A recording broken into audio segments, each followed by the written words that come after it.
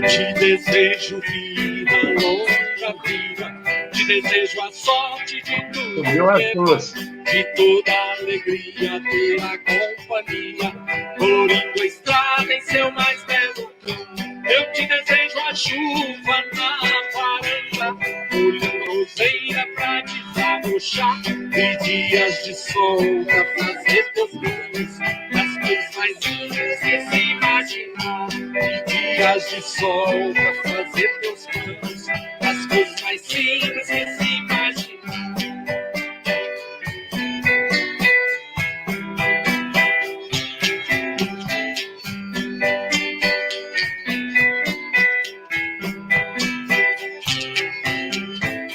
Eu te desejo a paz de uma andorinha, um voo perfeito contemplando o mar, e a fé movedora de qualquer montanha te renove sempre, te faça sonhar.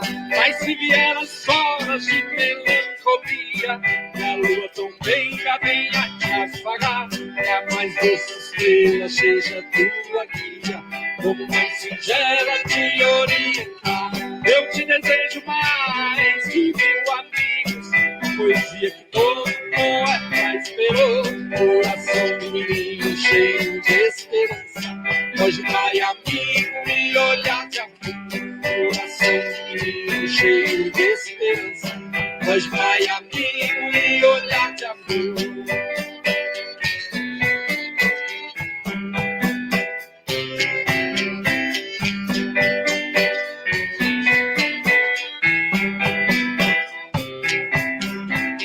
Eu te desejo a paz de uma andorinha, um voo perfeito contemplando o mar, e a fé movedora de qualquer montanha te renove sempre, te faça sonhar.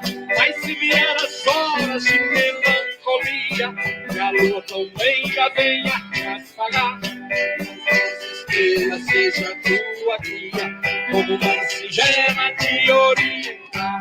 Eu te desejo mais que 1000 amigos, a poesia que todo poeta esperou, coração de menino cheio de esperança, hoje pai amigo e olhar de amor. Coração de menino cheio de esperança, hoje pai amigo e olhar de amor.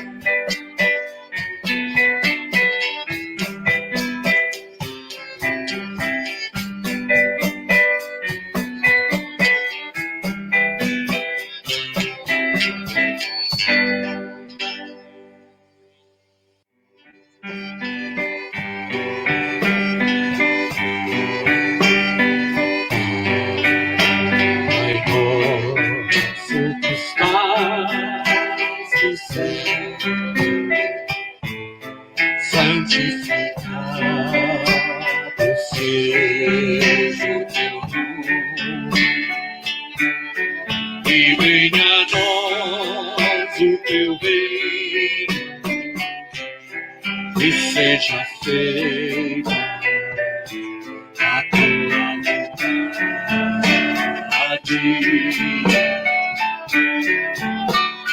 Pai,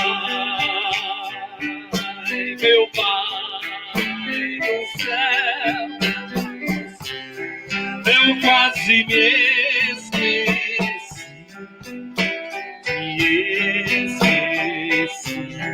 que o teu amor vela por mim, vela por mim, e seja feita assim, teu Pai do céu, eu quase me esqueci,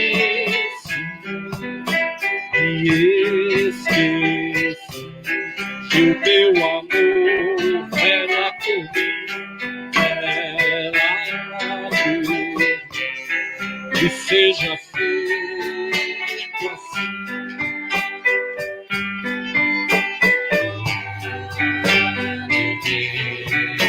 Dentro deste dia, dai-nos agora sempre, e perdoai as nossas ofensas, como nós hoje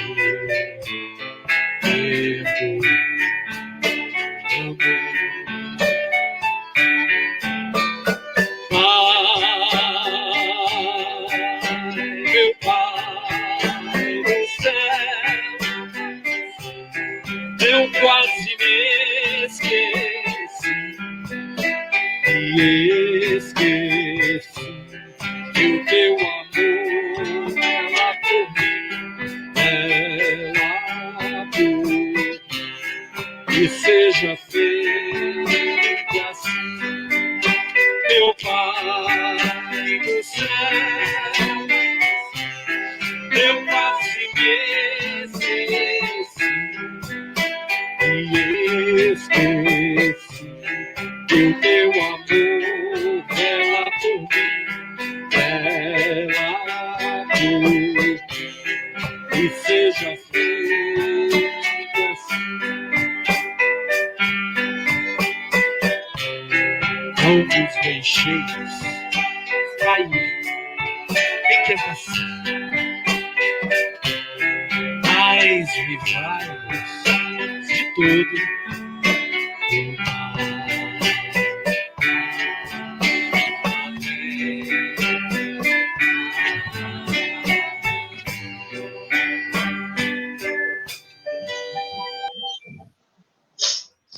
Boa noite.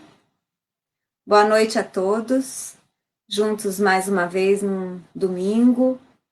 Hoje, a fim de estudarmos o convite ao estudo que Joana de Ângeles nos apresenta no livro Convites da Vida. Segundo Emmanuel, cultura é a soma de lições infinitamente repetidas no tempo. E nesse capítulo 19 do livro Convites da Vida, Joana apresenta inicialmente uma rápida fotografia da nossa atualidade.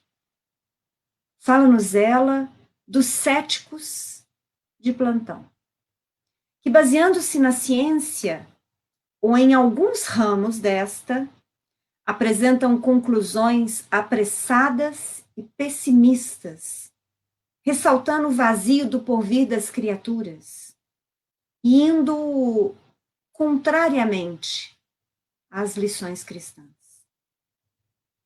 Fala-nos também ela de outros tantos, que combatem as ideias de esperança que a imortalidade fortalece, apresentando e defendendo filosofias pessimistas, materialistas, que trazem desespero, descrédito, tristeza. Fala-nos ainda daqueles que pregam a revolta e a violência contra as grandes diferenças socioeconômicas no mundo, esquecendo-se, não raro, que a violência em todos os tempos nunca resolveu ou solucionou os dramas das criaturas, que estão sempre em busca de um mundo melhor. É essa a nossa natureza. Então o problema não é se buscar soluções para essas grandes diferenças. A problemática de muitos é tentar solucioná-las através da violência e da destruição. Somente as verdadeiras lições de Jesus é que podem devolver aos homens a força necessária para a construção da paz, da justiça, de um mundo melhor. Porque nós não podemos perder a certeza de que aquilo que a sociedade externa é invariavelmente aquilo que brota do coração daqueles que a compõem. É por isso que Joana cita um trecho do Evangelho de Lucas, capítulo 6, versículo 45. O homem bom, do bom tesouro do seu coração, tira o bem. E o homem mau, do mau tesouro do seu coração, tira o mal. Porque da abundância do seu coração fala a boca. Então, como buscar a solução dos grandes dramas da sociedade? Os grandes dramas, as grandes diferenças, as grandes injustiças que ainda se fazem presentes na Terra hoje, através de práticas céticas, materialistas, ou defendendo a violência, a agressão, a destruição. E por que não dizer? Pregando que a criatura se desmereça perante si mesma. Porque se nós falamos até agora que Joana apresentou a figura destes céticos, destes revoltados, destes pessimistas, ela também nos apresenta o movimento desagregador grande ainda na nossa sociedade que resume a vida à fruição dos prazeres e à conquista da felicidade a todo custo, como se essa se resumisse no prazer sexual, nos abusos de toda ordem, nas viciações que alienam, nas conquistas de bens, de posses, no poder ou na beleza física, numa verdadeira ilusão dos sentidos, ilusão do ser. Eis um apanhado, então, pequeno da cultura atual. Eis as lições que o homem vem repetidamente exercendo ao longo dos milênios. Então, nós começamos o nosso estudo hoje citando o que Emmanuel fala sobre a cultura, que é a soma de lições infinitamente repetidas no tempo. Então, essa é a nossa realidade. Então, a nossa cultura, não raro, é essa cultura da violência, do prazer, dos abusos, das viciações, do culto ao corpo, do culto à posse, ao poder, porque são estas as ações que nós repetidamente estamos exercitando ao longo dos milênios. E o que tem isso a ver com o convite de Joana ao estudo? É que se nós constatamos que na repetição destas ações infelizes, nós permanecemos consequentemente infelizes, distraídos, idiotizados, iludidos. É preciso que nós acordemos. E se Emmanuel fala da cultura, nós também encontramos na fala desse grande amigo espiritual a definição de virtude. Virtude para Emmanuel é o resultado de experiências incomensuravelmente recapituladas na vida. Entre outras palavras, eu, por exemplo, quero muito a virtude da paciência. Para que eu seja efetivamente paciente, ou seja, para que a virtude seja algo em mim, e aí é preciso que nós entendamos que virtude é algo que ninguém nem nada vai tirar de mim. Para que eu seja este ser paciente e que eu possa afirmar que eu tenho esta virtude da paciência, é preciso que eu recapitule de forma incomensurável as lições que me levem ao treino da paciência. Então, para que cada um de nós sejamos virtuosos, em qual seja a nossa busca, seja a bondade, seja a justiça, seja a paciência, a tolerância, o respeito, para que num amanhã nós sejamos virtuosos como o ser integral. É preciso que nós recapitulemos experiências, que a gente vá repetindo e repetindo experiências, treinando cada uma das virtudes que nós consideramos.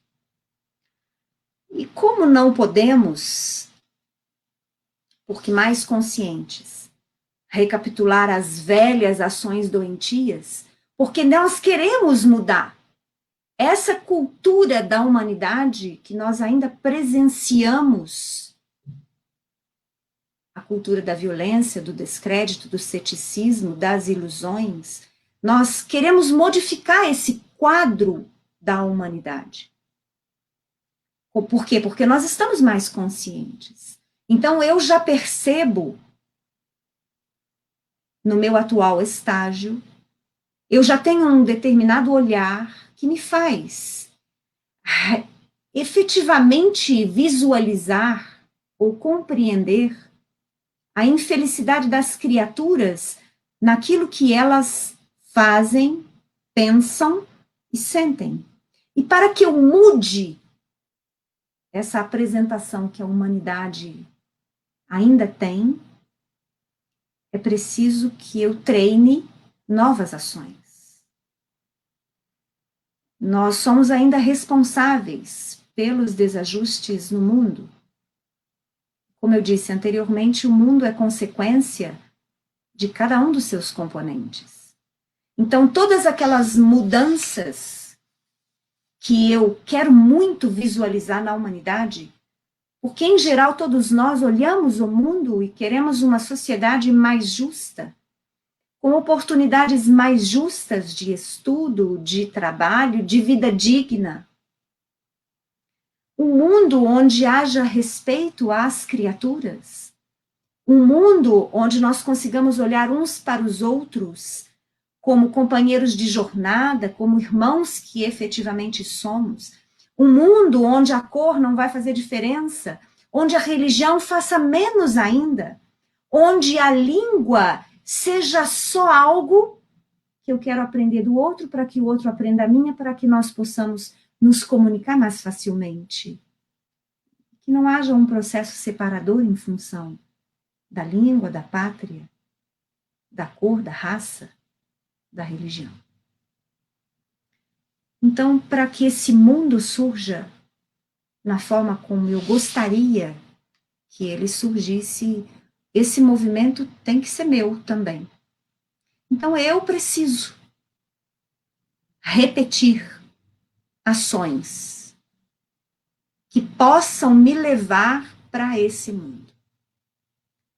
E quase como num efeito cascata, um dia nós teremos um mundo onde ações individuais de melhoria serão as responsáveis pela construção de uma sociedade melhor. E aí a gente pode dizer, com Emmanuel,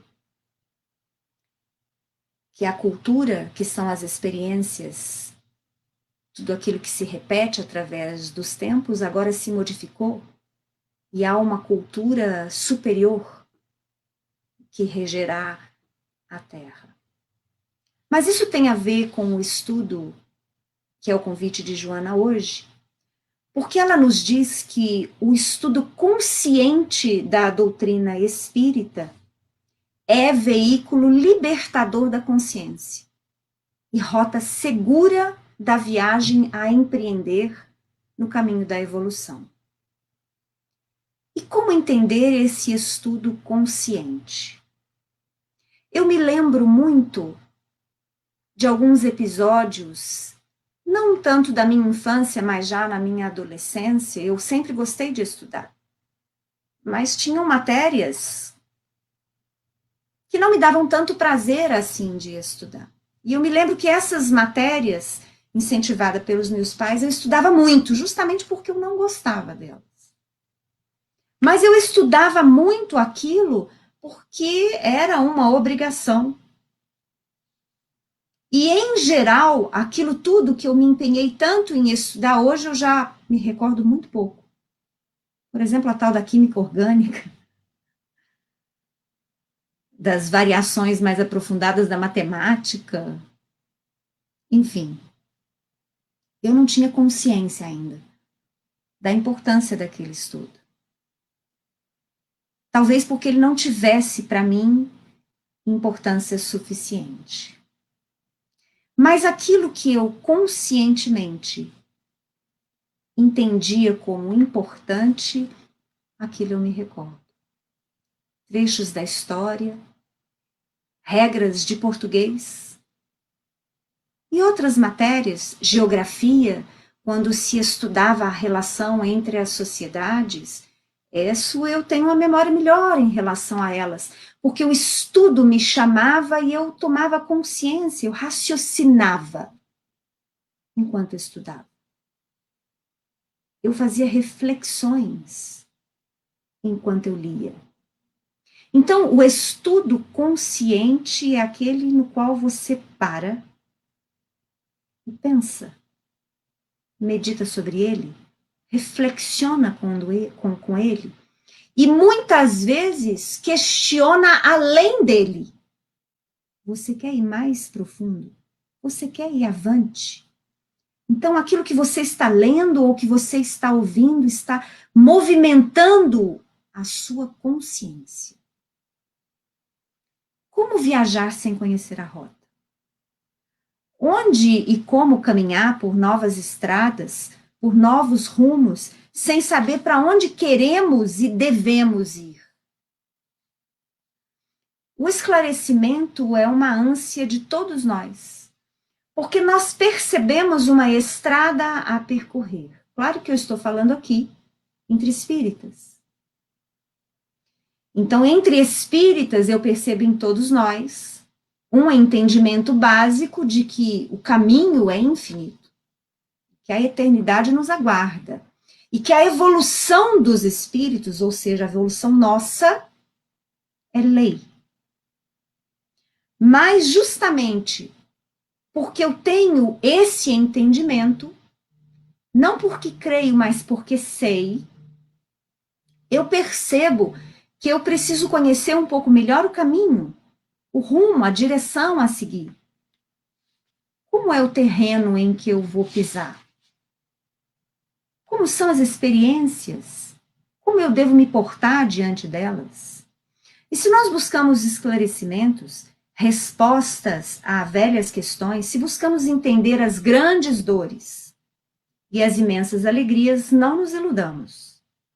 É preciso reflexionar sobre elas. Reflexionar acerca das questões e das respostas.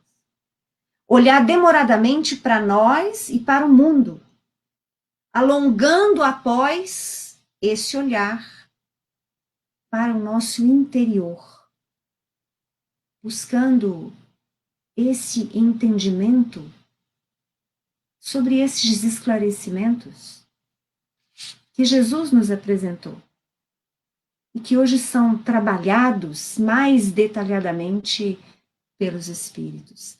Joana convida, aprofunda o pensamento no estudo de Kardec, reservando algum tempo do dia, cada semana, ao estudo frequente, para que fortaleçamos nossa convicção e renovação indispensáveis ao espírito. Por quê? Na medida em que eu estudo, que eu reflexiono sobre aquilo que eu estudo e eu medito sobre isso, e isso é frequente no meu dia, na minha semana, no mês, nos anos em que se passam, eu estou forrando a base de conhecimento que trago em mim. E isso ajuda a fortalecer a base do meu espírito, para que no enfrentamento da vida eu tenha aonde recorrer. Eu tenha informações guardadas dentro de mim, às quais eu possa recorrer, e que possam essas informações me amparar, me consolar, me incentivar, me alegrar, me fazer sentir que não estou só e que o meu dever trará realização, felicidade, completude para mim. Kardec construiu com os espíritos, ele que era um educador, um caminho seguro de estudo, esclarecendo-nos acerca das lições imortais de Jesus, nosso grande mestre. O Espiritismo convida, assim, então, a estudar, mas estudar refletindo as lições do dever e da caridade, que vão sempre ser as metas reais para a libertação da criatura. Mas nós sabemos, hoje nós estamos com mais detalhes falando de estudar, mas esse estudar e reflexionar, na verdade, é base para que eu possa viver. O convite de Joana é ao estudo, mas o convite de Jesus é a vida, é viver a vida. Então, aqui eu encerro a minha parcela de reflexão e chamo a Júlia, que ela sim, uma grande educadora, né? Ela sim vai poder falar um pouco mais para a gente, né, Júlia, desse convite ao estudo. Vamos lá, minha amiga. Ok, Cris. Boa noite a todos. Estamos aqui, né, nesse domingo frio para carioca nenhum botar defeito, como eu digo, né? E é uma felicidade, é uma alegria que a gente possa estar aqui, né?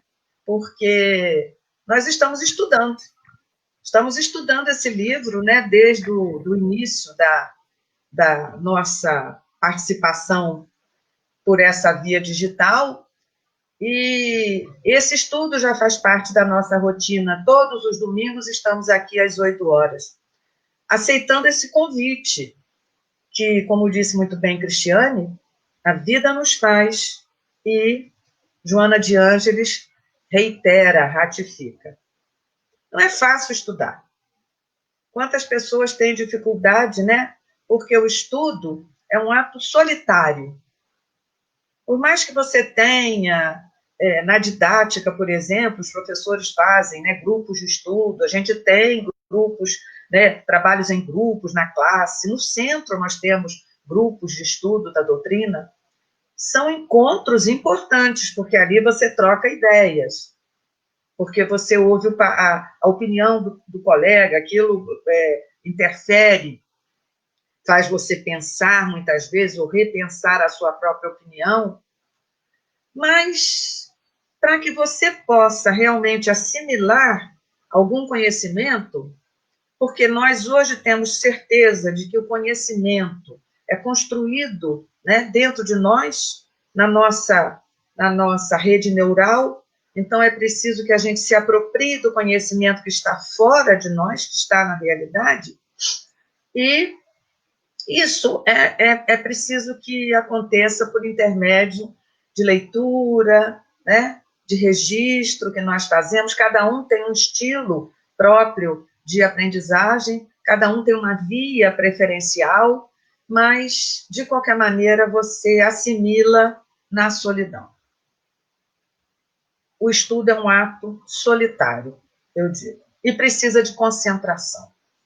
O que é difícil para nós, nesse momento em que vivemos, numa sociedade hiperativa, numa sociedade hipercinética, né? Porque a concentração, ela exige centração em si. Para você se concentrar para estudar, você precisa estar centrada.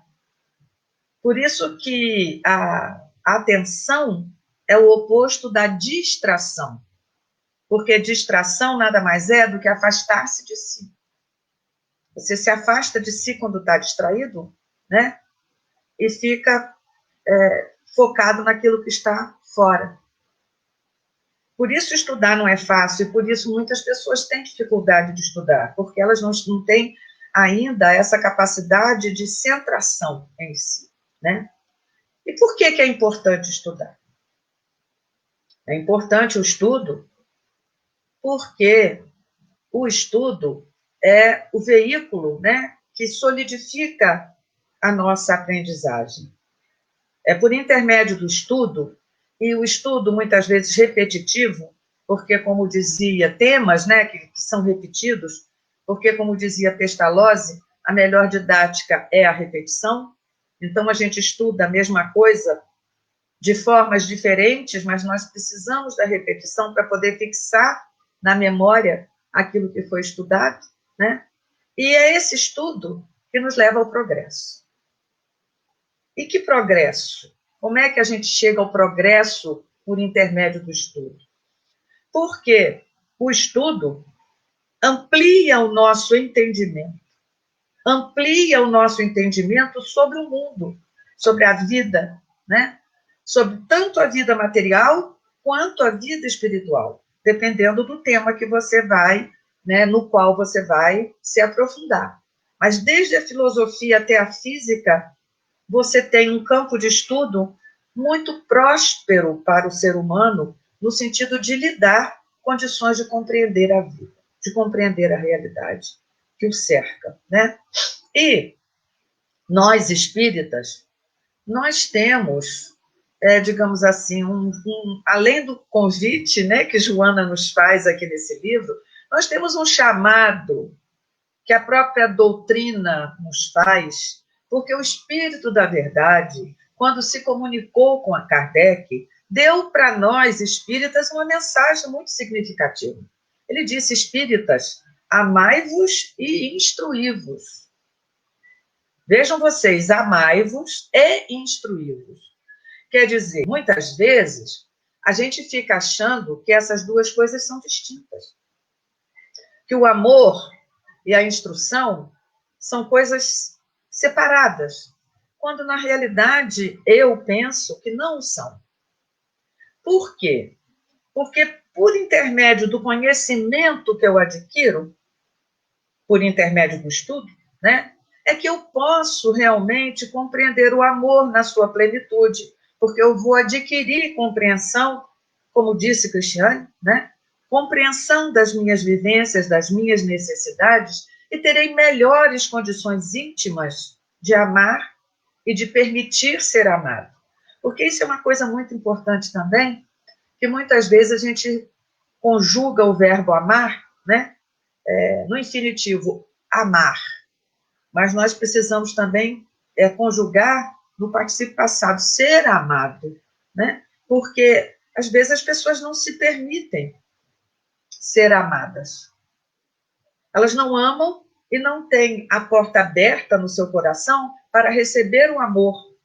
Então, é preciso que a gente perceba que essa mensagem do Espírito da Verdade a nós, espíritas, ela é muito profunda. Amai-vos e instruí-vos. Quer dizer, o amor é relevante na nossa vida, sem sombra de dúvida, porque ele é o que vai nos aproximar, né, da essência da vida, daquilo que Deus destina para nós. Mas a instrução é aquilo que permitirá que a gente possa compreender a vida e progredir no sentido da nossa elevação espiritual. Então, né, uma coisa depende da outra. Se eu amo, eu vou em busca do conhecimento. Quando eu conheço, quando eu estou mais instruído, eu tenho mais condições de amar e de ser amado.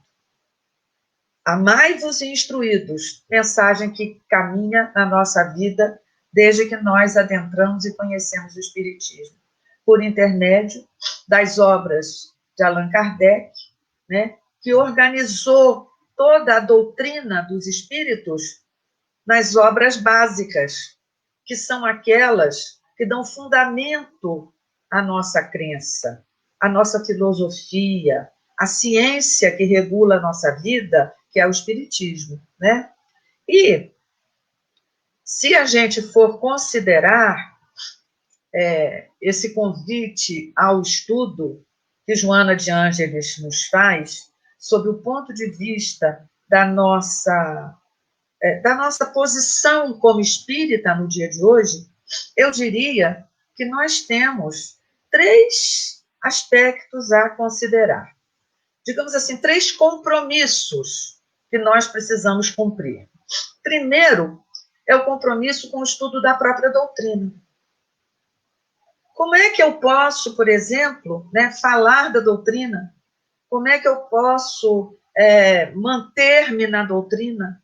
Como é que eu posso divulgar a doutrina para quem vem me perguntar? Quantas vezes eu já fui abordada por pessoas que, sabendo que eu sou espírita, me perguntam como é que não é isso ou aquilo, sob o ponto de vista do espiritismo. Como é que eu posso dar essa resposta se eu não tenho conhecimento, se eu não estudei a doutrina? É muito difícil. Eu preciso de ter estudado a doutrina para poder vivenciá-la, para poder divulgá-la, né, na sua essência, sem deturpações. Eu preciso de ter um conhecimento solidificado a respeito da doutrina para que eu possa também vivê-la. E a minha vivência servirá de exemplo, né? E não existe melhor forma de divulgação daquilo que você pensa que não seja pelo exemplo que você dá, né? Então, é preciso que a gente tenha, que a gente assuma esse compromisso, essa responsabilidade, que a gente persevere no estudo das obras de Kardec, né? Das obras básicas de Kardec, principalmente o Livro dos Espíritos, o Evangelho segundo o Espiritismo, né? Que são obras assim basilares para que a gente possa ter uma compreensão da doutrina inicial, pelo menos, né?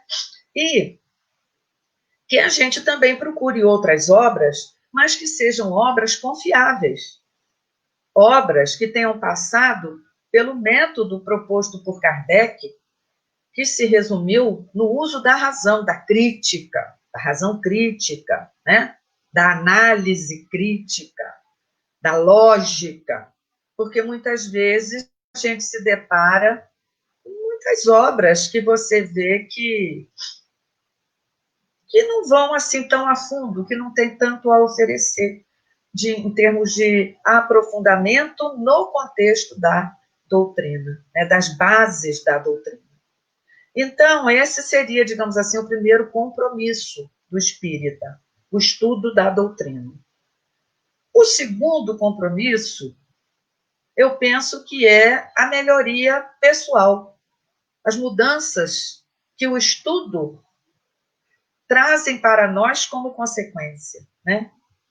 Essa mudança a qual nós somos convidados a praticar, a exercitar na nossa vida.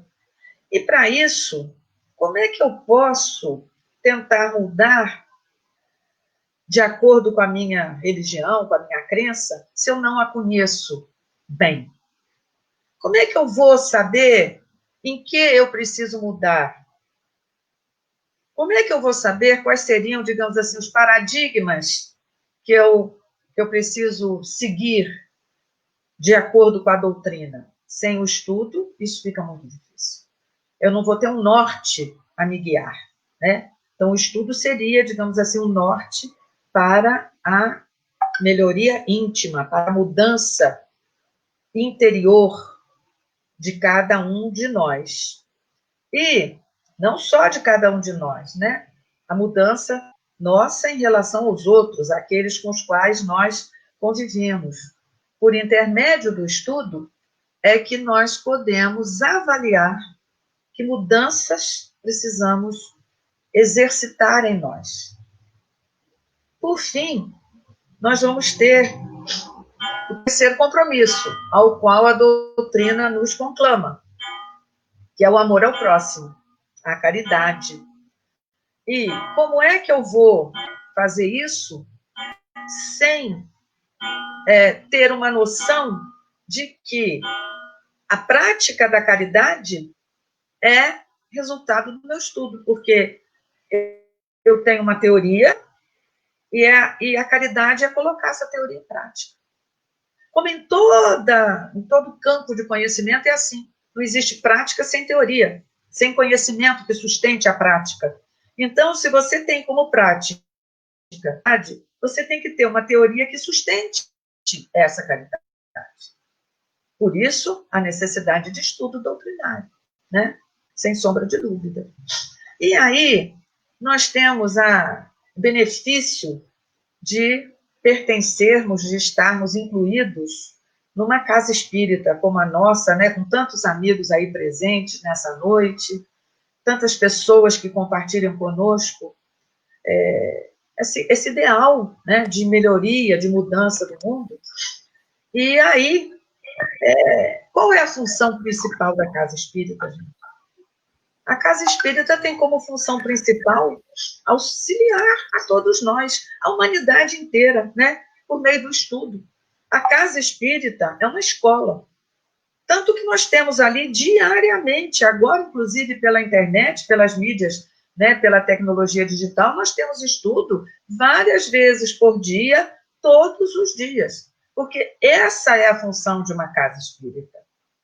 É auxiliar o progresso da humanidade, da sociedade, da comunidade na qual ela está inserida, por intermédio do estudo e da oferta de trabalho, trabalho voluntário, trabalho no bem, que é o que pode nos elevar, né? O que pode trazer o amadurecimento do nosso espírito, a elevação do nosso espírito. E aí lembrar também para vocês que, como espírita, nossa casa, todas as casas, elas oferecem às crianças, desde muito cedo, da doutrina, por meio da evangelização. Eu já disse e repito aqui várias e várias vezes, e vou repetir sempre. Para mim, Júlia, é inconcebível você dizer-se espírita e não ter seus filhos, seus netos na evangelização espírita. Porque aí você contradiz aquilo que você fala. Você está alienado, porque alienação, em termos sociológicos, é isso. Você fala uma coisa e você está muito distante daquilo que você fala e daquilo que você faz, daquilo que você pratica. A evangelização, gente, é fundamental. Da mesma maneira que a gente matricula uma criança lá na educação infantil, que é obrigatória a partir dos 4 anos, para que ela adquira o conhecimento científico e cultural da sociedade na qual ela vive. Se você é espírita, você precisa matricular sua criança lá na evangelização. É escola espírita de evangelização. Então, ela vai começar a estudar o evangelho à luz da doutrina espírita. Ela vai começar a estudar, né, toda a base que norteia o cristianismo e poderá dar a essa criança o início de um caminho que nós estamos aqui percorrendo. Essa foi a minha mensagem de hoje. Chamo a minha querida amiga Sandra, que hoje está aqui completando o nosso trio só de mulheres, né? Isso. Isso, estamos aqui, ó, só mulheres bonitas, sabidas, As poderosas. mulheres do Cefaci. Agora é com você, querida. Boa noite a todos. Olha, eu vou dizer uma coisa, eu estou numa saia justa danada. Olha o tamanho da minha responsabilidade. O que o Fred me colocou, mas a Marina, para falar logo depois da Cris e da Júlia. Os dois ícones lá da casa do Francisco de Assis. A Cris, que é essa grande oradora, que é o dom da palavra, da oratória. A Júlia, essa grande educadora, que eu já considero a minha Júlia Paulo Freire. Então, não é brincadeira a responsabilidade. E eu no lugar do Fred. Então, não é brincadeira o que eles colocaram para mim. Mas vamos lá, vamos ver o que eu posso passar de recado para vocês.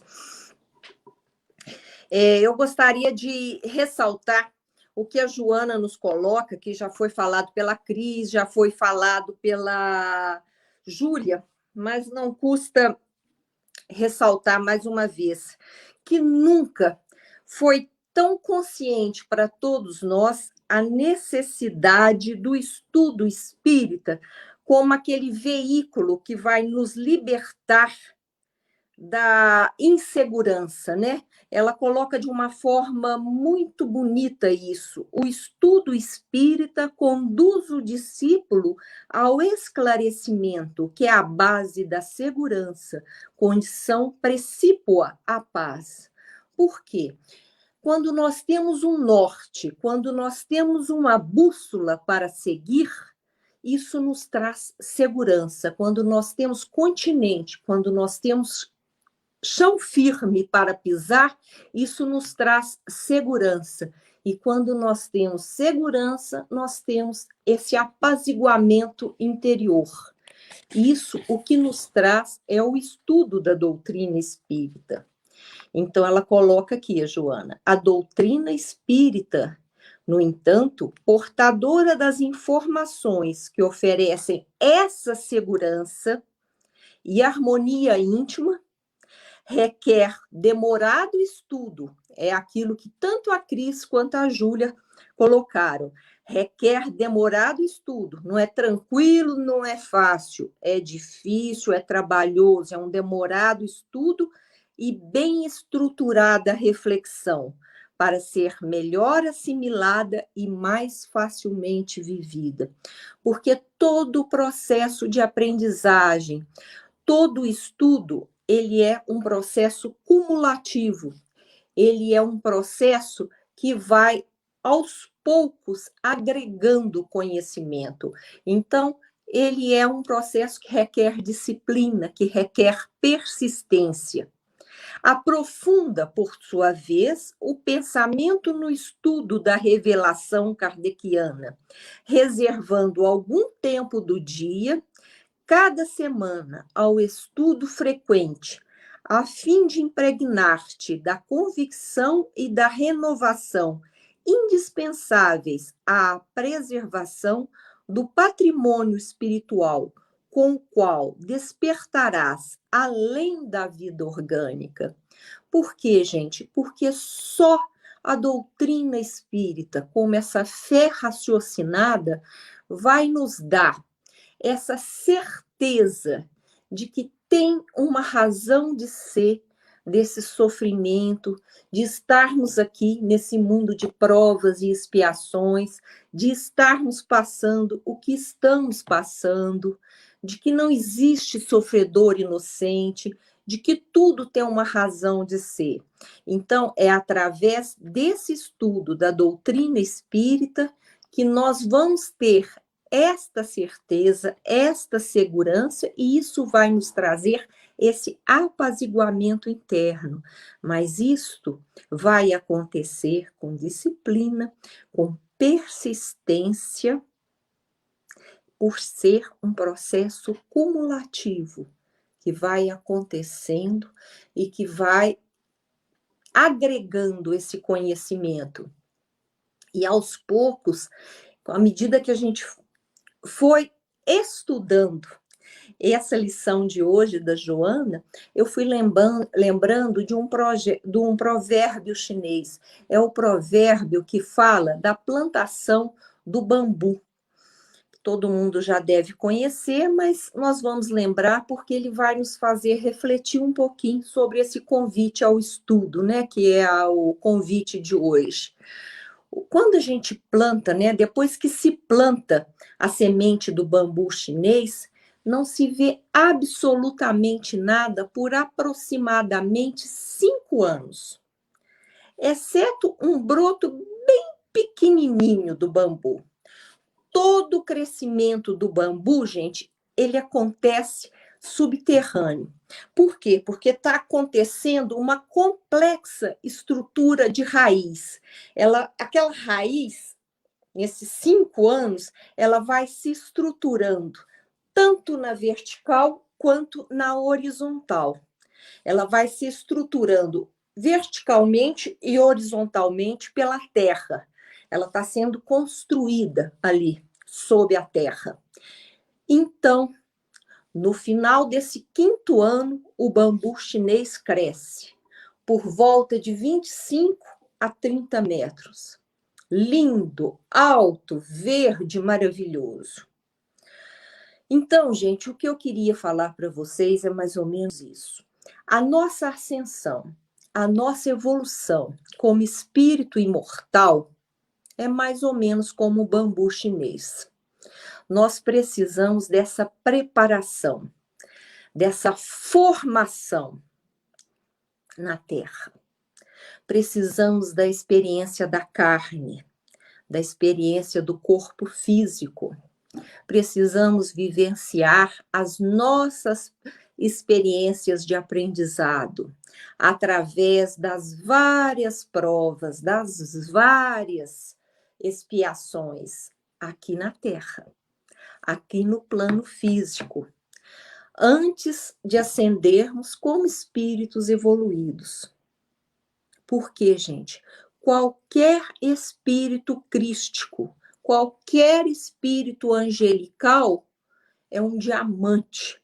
Não existe espírito crístico, não existe espírito angelical que seja frágil. Ele é um diamante, é um Wolverine, de tão bruto que é, no sentido de ser bem estruturado. Então, nós precisamos dessa estrutura como o bambu, que foi formado por muito tempo ali sob a terra. E são essas experiências de nosso aprendizado, tá? Vivenciados aqui na Terra e não lá no plano espiritual, que propiciam o nosso crescimento. Apesar de muitas vezes nós lamentarmos, nós pedirmos ao Pai que nos poupe desse aprendizado, que nos tire das provas. Mas o que nos dá persistência, paciência, gente, para suportar uma encarnação muitas vezes difícil, para suportar essa estruturação do bambu, que vai possibilitar o crescimento, que nos ajuda a continuar, a não desistir, é o estudo da doutrina espírita. É ela, essa fé raciocinada, é ela que nos conscientiza da lei de causa e efeito.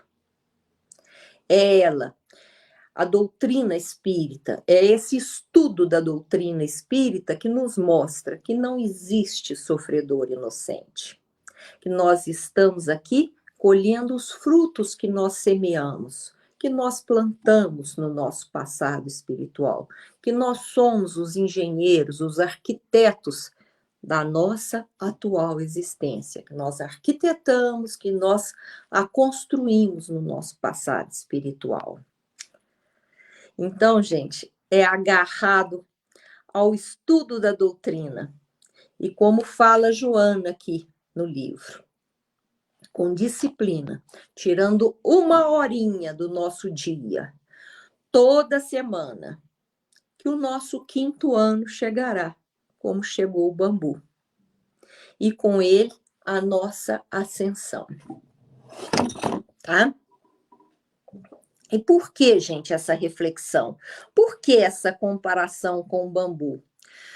Vocês imaginem esse bambu, essa planta maravilhosa, alta, verde, flexível. Ela suporta, no inverno chinês, a neve, e ela, com toda a humildade, ela deita e suporta a neve daquele inverno das regiões bem frias da China. Passado o inverno, ela volta a se erguer. Na época do verão, ela suporta aquelas chuvas bem fortes, os ventos fortes do outono, com a flexibilidade. E quando passa tudo isso, ela volta e está lá, alto, esguio, verde, maravilhoso. Mas isso por quê? Porque foi bem estruturado esse crescimento dele. Foi bem estruturado lá na Terra. Então, o nosso crescimento como espírito imortal, ele tem que ser bem estruturado aqui na Terra. Não é lá no plano espiritual. Ele é bem estruturado aqui na Terra. E o que nos dá paciência, que nos dá persistência para que a gente não desista, para que a gente continue firme, é o estudo da doutrina espírita. É isso que nos ajuda a continuar. É a cenourinha amarrada na cabeça do burro que faz continuar. Vamos em frente que nós estamos no caminho certo. É isso que nos ajuda, gente. Essa era a minha contribuição de hoje, era a reflexão que eu gostaria de deixar aqui para a gente. Gostaria, inclusive, de dizer a todos vocês que é com muita alegria que eu participei aqui com a Júlia, com a Cris. Queria deixar uma boa noite especial para todos e uma boa noite muito especial para a Helena, com os meus parabéns pelo dia de hoje, que ela continue esse espírito de luz que nos alegra, está sempre aí nos domingos, incentivando a gente, nos alegrando com essa veia artística dela. Muito obrigada pela participação, muito obrigada por estar aqui com a gente. Beijo a todos, um bom domingo. Bom domingo. Tchau.